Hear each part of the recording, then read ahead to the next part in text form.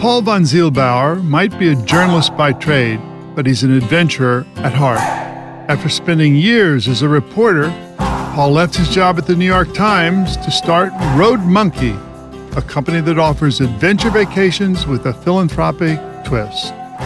Paul, thanks for joining us on American Voices. It's my pleasure. Thanks for having me. So tell us your idea. What does Roadmonkey do? Right. So we try and merge two really great ideas. One is traveling adventurously with the idea of giving back for a couple of days during that expeditionary travel. So we always include a volunteer project that our group starts and finishes in the course of our outdoor adventure.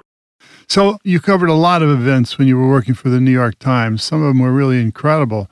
Why did you decide to quit?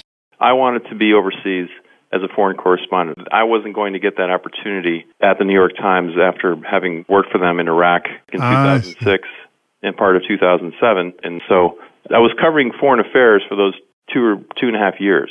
Was it difficult to quit?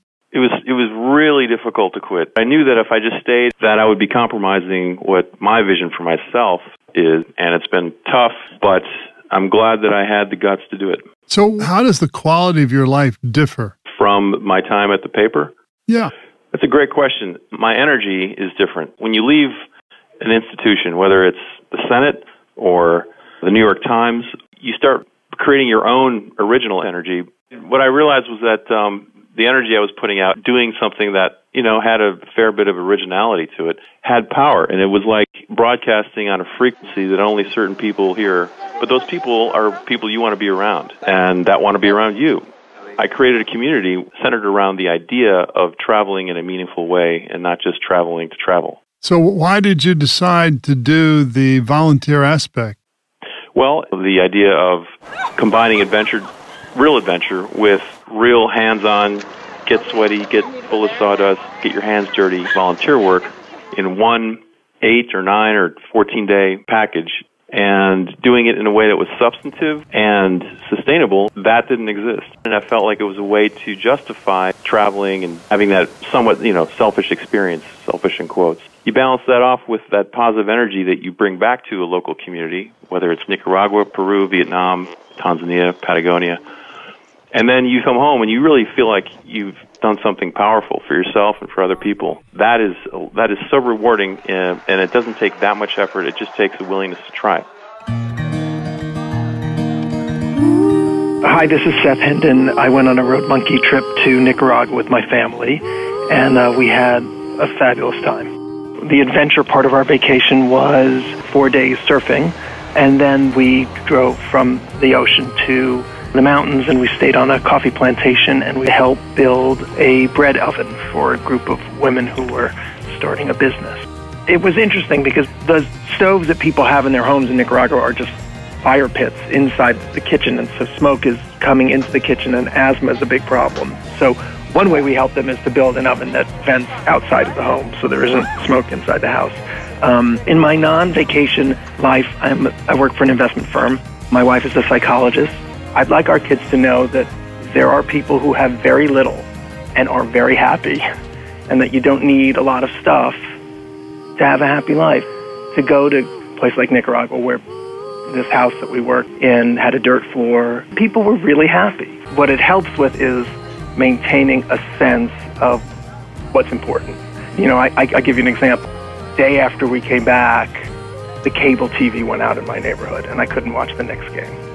And I was aggravated for 2 seconds, and then I realized that that I have a TV in my house, and so what? And what I get from a trip like that is a better appreciation for how lucky I am to have the things I have. Feeling that what really matters is connecting with other people. That's more important than whether your cable is on.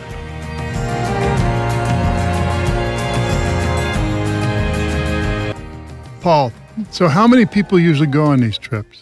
Well, we limit it to 10 people unless there's a formed group that comes to us that has more. We do off-the-path exploring, and whether that's cultural, nature, or whatever. In Vietnam and Peru, we've built playgrounds as a volunteer project. It's an excellent volunteer project because we can get it done in 3 or 4 days, and most people in this country don't realize that most children in the world have never had a playground, have never played on a playground. An amazing thing to see them on it. Huge, just emotional payoff. So we do that. What is it? Tell us what's on the playground. It's a wooden structure with sort of like a cube, like a fort in the middle, with an awning over it of banana leaves. And then you have swing sets, and you have a slide, and you have a rope ladder, like a big net that goes up at an angle. And then you have, of course, what we call the Roadmonkey bars, which are monkey bars, but we call them Roadmonkey bars. Yeah, I got it.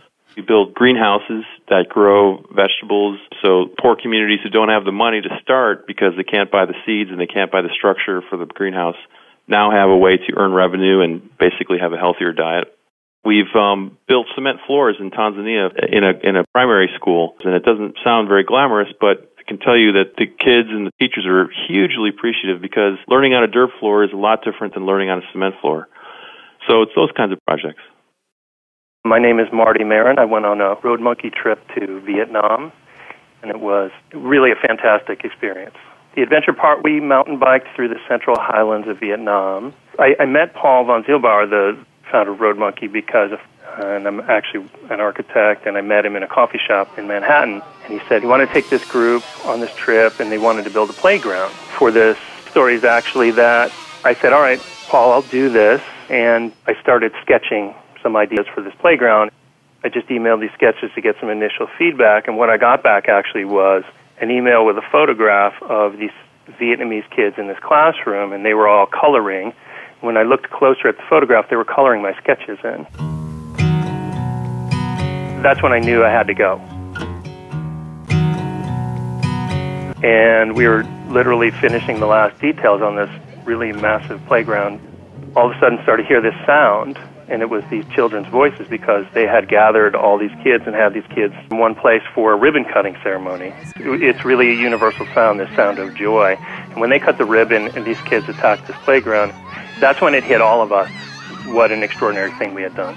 I've decided to give back, and I've started this project to build a playground in Baltimore for a Salvation Army shelter, which would never have even crossed my mind before I went on this trip or before I met Paul. So, Paul, when you go build a concrete floor, you make arrangements to get the concrete and mix the concrete and lay the concrete? That's right. You always work with a nonprofit organization, and they'll say the community really wants this, and that's what we do, as long as we can do it sustainably and in 3 or 4 days. Well, how many nonprofits are you associated with around the world, and how'd you find them? I think we're associated with about 11, 12, and I found them through good old reporting work. I mean, some of my journalism talent and skills translate very well to researching and digging around and sniffing out really good organizations, nonprofit organizations, and I think we've been successful. Hi, I'm Nora Menzies. I am a kindergarten teacher. I went on a Roadmonkey trip and absolutely loved it. I went to Tanzania, and for the adventure part, we went and climbed Mount Kilimanjaro. And then for the philanthropy part, we went to Zanzibar and built a poultry farm at a charity school. Of course, it was very challenging to hike up Kilimanjaro, but we had a lot of fun, and our staff was really supportive. Paul was really good about facilitating us getting to know the porters. I definitely felt like I was changed by the experience. It just made me a little braver. When you look at Paul and he's transitioned into something that's more for him, that is something that I aspire to as well, and something that Paul made me think about more. Well, Paul, I wish you all the best. What a great company. Thank you, Bill. I really appreciate it, and thanks for having me. I've been speaking with Paul von Zielbauer, founder of Roadmonkey. For more information, visit the website roadmonkey.net. Every time